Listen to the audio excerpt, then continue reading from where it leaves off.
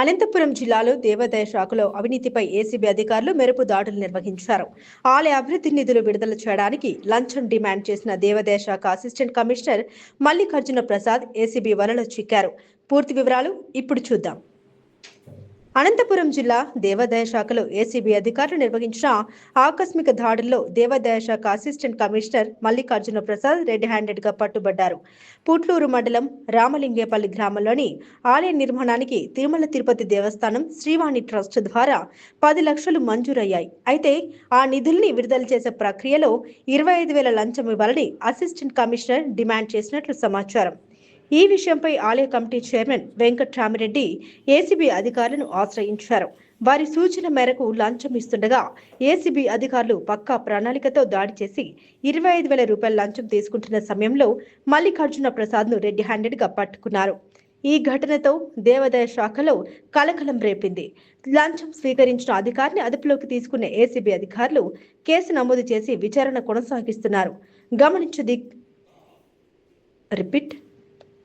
గమనించదగ్గ విషయం ఏమిటంటే అసిస్టెంట్ కమిషనర్ మల్లికార్జున ప్రసాద్ ఈ నెల 31వ తేదీన పదవి విరమణ చేయనున్నారు. రిటైర్మెంట్ కు కొద్ది రోజుల ముందే అవినీతి ఆరోపణతో ఏసీబీకి చిక్కడం ఇప్పుడు జిల్లాలో చర్చనీయాంశంగా మారింది.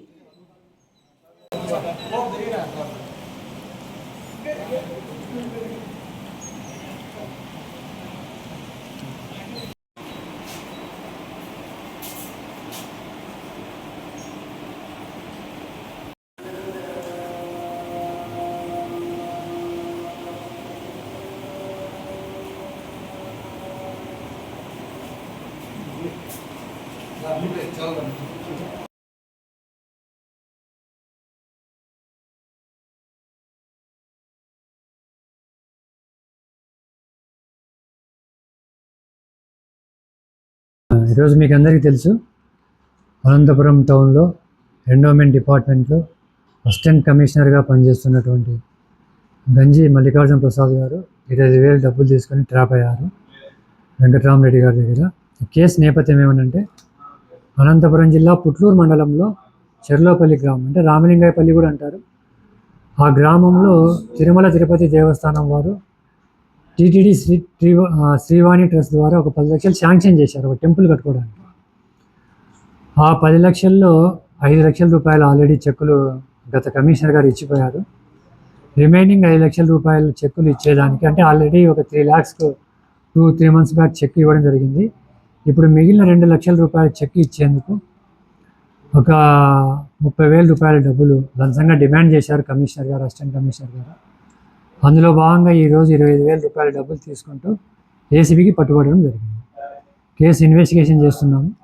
తర్వాత అతన్ని ఇన్వెస్టిగేషన్ అయిపోయిన తర్వాత కోర్టులో హాజరుపరుస్తాం. ఇదే శాఖలోనే చాలా ఆరోపణలు వస్తున్నాయి. చూసుకుంటే నార్పల్లో గూగుల్ ఉంది, మీరేమన్నా తదుపరి మాకు ఎవరైనా సరే, ఇంకొకటి ప్రభుత్వ అధికారులు వాళ్ళు చేయవలసిన పనులకు డబ్బులు డిమాండ్ చేసిన, ఇంకొక విధంగా ఇబ్బంది పెట్టిన ఏసీబీ డిఎస్పీ ఫోన్ నెంబర్కి చేయొచ్చు, 9440446181కి చేయొచ్చు. ఏసీబీ టోల్ ఫ్రీ 1064 చేయొచ్చు. ఏసీబీ వాట్సాప్ ఉంది ఒకటి 944044606106 చేయొచ్చు. తర్వాత ఇన్స్పెక్టర్లు, మా ఇన్స్పెక్టర్ల నంబర్లు కొన్ని ఉన్నాయి. జయమన్ నంబర్ ఉంది ఇన్స్పెక్టర్ 9440446181. తర్వాత మోహన్ ప్రసాద్ ఇన్స్పెక్టర్ గారు ఉన్నారు 8374721326.